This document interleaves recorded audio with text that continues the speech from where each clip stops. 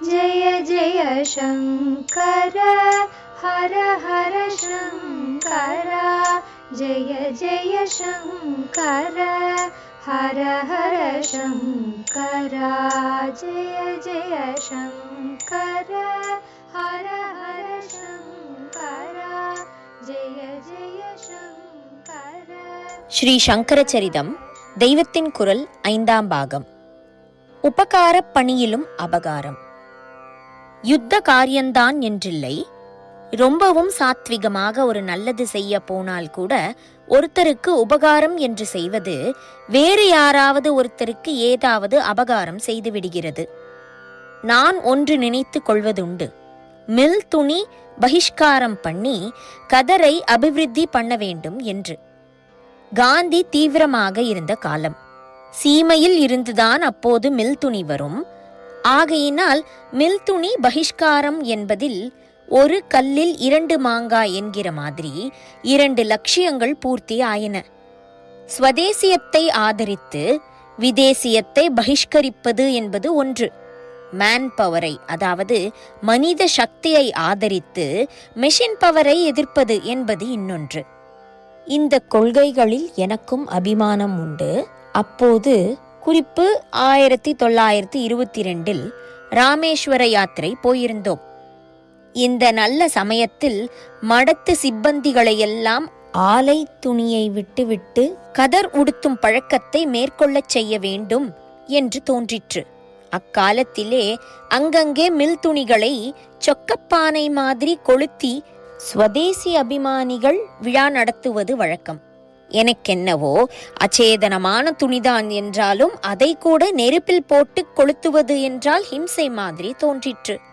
இப்படி இல்லாமல் சாத்விகமாக குளிர்ச்சியாக ஜலசமாதி என்று சொல்கிறார்களே, அப்படி ஆலையில் உற்பத்தியான வஸ்திரங்களை சமுத்திரத்தில் போட்டுவிட்டு மடத்து சிப்பந்திகள் எல்லாரையும் கதர் கட்டி கொள்ளும்படி பண்ணலாம் என்று நினைத்தேன்.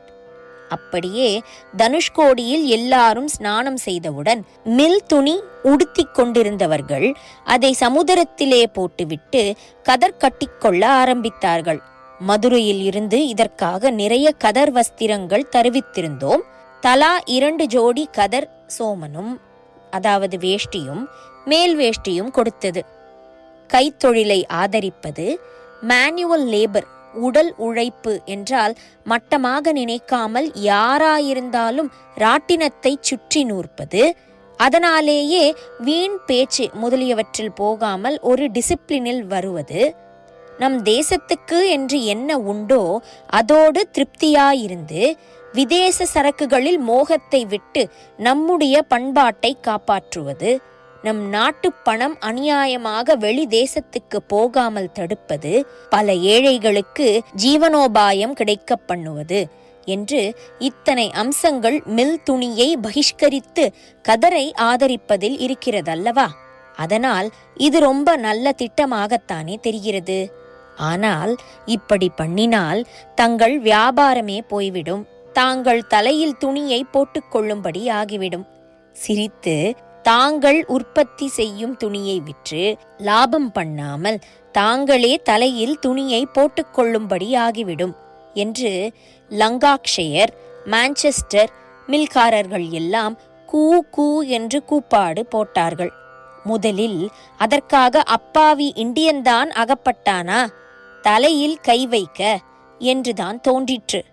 அப்புறம் யோசித்து பார்த்தால் வெள்ளைக்காரர்கள் வஞ்சகமாக வியாபார சாமர்த்தியங்கள் செய்து அமித லாபம் பண்ணுவதும், வியாபாரம் என்று ஆரம்பித்து தங்களுடைய வாழ்க்கை முறை, ஆட்சி, மதம் ஆகியவற்றையும் பிற தேசங்களில் விஸ்தரித்து அவற்றின் வயிற்றில் அடித்து தங்களை போஷாக்கு பண்ணிக்கொள்வதும் மகா தப்புதான். என்றாலும் அவர்கள் தேசத்தில் கருப்பு நிலக்கரியையும் வெளுப்புச் சாக்கு கட்டியையும் விட்டால் வேறே விளைபொருள் கிடையாதே. ஆனதால் அவர்கள் ஆலை தொழில் பண்ணி ஏற்றுமதி செய்து பிற தேசங்களிடம் இருந்துதானே தங்களுடைய எல்லா வாழ்க்கை தேவைகளுக்கும் ஆனதை சம்பாதித்துக் கொள்ள வேண்டும். இதில் ஒரு ஐட்டமாக வெளிதேசத்து பருத்தியை அவர்கள் தருவித்து நூலாய் நூற்று துணியாக பண்ணி ஏற்றுமதி செய்வதையும் அடியோடு தப்பு என்று சொல்ல முடியாது போலிருக்கே. அவர்கள் ஆசைப்படுகிற மாதிரி இதில் தாங்களே ஏகபோக்கியம் பெற்று அமித லாபம் எடுக்க வேண்டும். அந்தந்த தேசத்து நெசவாளிகள் நாசமாக போனாலும் போகட்டும், தாங்கள்தான் விருத்தியாக வேண்டும் என்பது நியாயமே இல்லை என்றாலும், ஏதோ ஒரு அளவு ஒரு கோட்டா அவர்களுக்கும் விட்டு கொடுத்து அவர்கள் மில்களை நடத்த விட்டால்தானே அந்த ஜனங்களும் வாழ முடியும் போலிருக்கிறது என்று தோன்றிற்று. இங்கிலாந்து மாதிரியேதான் இன்னும் சில தேசங்களும் ஏற்றுமதி பண்ணினால்தான் அவற்றைச் சேர்ந்த ஜன சமூகங்களுக்கு ஜீவனோபாயம் கிடைக்கும். அதை கொண்டுதான் அவர்கள் வாழ்க்கைக்கு தேவையான பண்டங்களை இறக்குமதி செய்து கொள்ள முடியும். ஆனபடியால் இந்தியா, சைனா மாதிரி பெரிய தேசங்களில் வாழ்க்கைக்கு வேண்டிய எல்லா பண்டங்களையும் ஸ்வதேசியமாகவே பண்ணி சமாளித்து கொண்டு விடுவது, அதாவது செல்ஃப் சஃபிஷியன்சி, தன் நிறைவு பெற்று ரொம்பவும் அத்தியாவசியமான இறக்குமதியோடு நிறுத்தி கொண்டு விடுவது என்று வைத்துவிட்டால், ஏற்றுமதியையே நம்பி உயிர் வாழ்கிற தேசத்து ஜனங்கள் பாவம் என்ன பண்ணுவார்கள்? லாங்ஷயர்காரன் கூ கூ என்று கத்துவதில் அடாவடி இருக்கத்தான் செய்கிறதென்றாலும் கூட, நாமும் ஸ்வதேசிய கொள்கைகளில் ரொம்ப கடுமையாக இருந்தால் அதனால் ஜெனுவினாகவே சில பேர் கஷ்டத்துக்கு ஆளாகும்படிதான் ஆகும் போல் இருக்கிறது என்று தோன்ற ஆரம்பித்தது. அதற்கப்புறம் என்னை பொறுத்த மட்டில் மில் துணி வேண்டாம் என்று வைத்ததுதான் என்று ஆக்கிக் கொண்டு விட்டாலும் மற்றவர்கள் விஷயமாக எதுவும் கம்பல் பண்ண வேண்டாம் என்று விட்டுவிட்டேன். எதற்கு சொல்ல வந்தேன் என்றால், நம் தேச ஜனங்களின் தொழில் கெட்டுப்போகப்படாது, நம் பணம் அநியாயமாக வெளியூருக்கு போய் அவன் கொழுக்கப்படாது, நம்மை இழைக்க பண்ணி அவன் கொழுக்கப்படாது என்பதற்காக ஒரு நல்ல ஏற்பாடு செய்தால் அதனாலும் கூட ஜெனுவினாகவே எவனாவது பாதிக்கப்படுகிறான். வெளிதேசக்காரன்தான் என்றில்லை, கதர் கதர் என்று அதையே ஆதரிப்பதென்றால் உள்ளூரிலேயே கைத்தறிக்காரன், மில்காரன் தன் தொழில் போச்சு என்று அழுகிறான், ஆக்ஷேபம் பண்ணுகிறான். கைத்தொழிலுக்கு நல்லது செய்ய போனால் ஆலை தொழிலுக்கு கெடுதல் ஏற்படுகிறது. ஆலை தொழிலுக்கு நல்லது செய்ய போய் அதில் வேலை செய்கிற 1000 பேருக்கு நல்லது ஏற்படுத்தும் போதோ 10,000 20,000 கைத்தொழிலாளர்களின் வயிற்றில் அடிக்க வேண்டி வருகிறது. இத்தனை லெஜிஸ்லேஷன்கள், சட்டங்கள் கொண்டு வரப்படுகின்றனவே, இவை அத்தனையும் யாருக்கோ நல்லது செய்யும் உத்தேசத்தில் கொண்டு வந்ததுதானே. ஆனால் எந்த லெஜிஸ்லேஷனாவது எதிர்ப்பு இல்லாமல் பாஸ் ஆகி இருக்கிறதோ? வாக் அவுட், டெமான்ஸ்ட்ரேஷன், ஹர்தால் என்று போகிற அளவுக்கல்லவா எதற்கும் ஆப்போசிஷன் வருகிறது. என்ன அர்த்தம்? எந்த நல்ல திட்டம் கொண்டு வந்தாலும் அதுவும் யாருக்கோ கெடுதல் செய்கிறது என்றுதான் அர்த்தம். அத்தனை அரசியல் கட்சிகளும் நல்லது செய்யத்தான் ஏற்பட்டிருப்பதாக அர்த்தம். அரசியல் கட்சிகளை மட்டும் சொல்வானேன், அத்தனை மத சம்பிரதாயங்களும் நல்லதற்காகவேதான் ஸ்தாபிக்கப்பட்டதாக தெரிகிறது. ஆனால் கட்சிக்கு கட்சி, மதத்துக்கு மதம் சண்டையான சண்டை என்றால் யார் சொல்வது நல்லது, யார் சொல்வது கெட்டது? சமூக விஷயத்தில் லௌகிகமாக இதுதான் நல்லது என்று ஒரு வழியை மட்டும் வைக்க முடியாததால் தான் இத்தனை கட்சிகள் தோன்றி இருக்கின்றன. அப்படியே ஆத்மார்த்தமாகவும் இதுதான் நல்லது என்று சர்வ ஜன சம்மதமாக ஒன்றை காட்ட முடியாததால் தான் இத்தனை மதங்கள் தோன்றியிருக்கின்றன. எந்த கட்சியானாலும் மதமானாலும் அதனால் யாருக்கோ லோக ரீதியான வாழ்க்கையிலோ மனோரீதியான அனுபவத்திலோ கஷ்டம் ஏற்படுவதால் தான் எதிர்ப்பு, சண்டை, குஸ்தி ஏற்படுகிறது.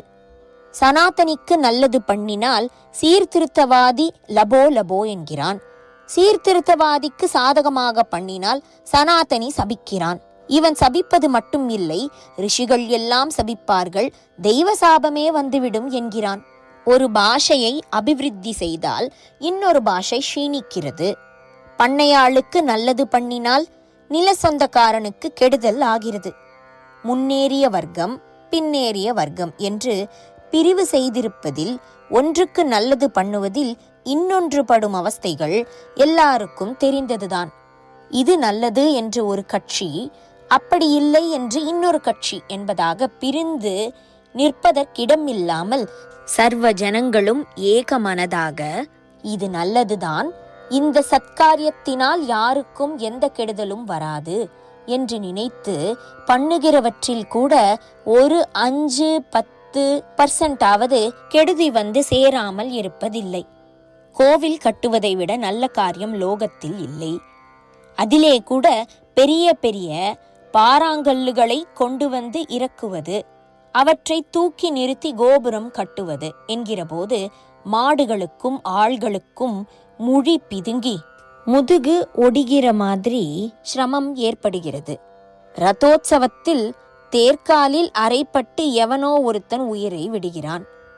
கோவில் கட்டுவது கூட சர்வ ஜன சம்மதமான நல்லது என்று இக்காலத்தில் சொல்ல முடியாது. எதற்கு கட்டணம்? இருப்பதையும் இடிக்கணும் என்று அதற்கும் எதிர்க்கட்சி இருக்கலாம். ஆஸ்பத்திரியும் ஸ்கூலும் வைப்பதுதான் இப்போது சர்வஜன சம்மதம். வாஸ்தவமாகவே ஜனங்களின் சரீர உபாதைகளை போக்குவதும் அவர்களுக்கு கல்வி அறிவு தருவதும் உத்தமமான பணிகள்தான். சாஸ்திர புராணங்களிலும் இவற்றை நிறைய சொல்லியிருக்கிறது. ஆனாலும் இவை கூட முழுக்க அன்மிக்ஸ்டாக நல்லது மட்டும்தான் செய்பவையா என்று யோசித்து பார்த்தால் இல்லை என்றே தெரியும். உபகாரப் பணியிலும் அபகாரம் நாளையும் தொடரும். ஜெய ஜெய சங்கர, ஹரஹர சங்கர, மகா பெரியவாச்சரணம். जय जय शङ्कर हर हर शङ्कर जय जय शङ्कर हर हर शङ्कर जय जय शङ्कर।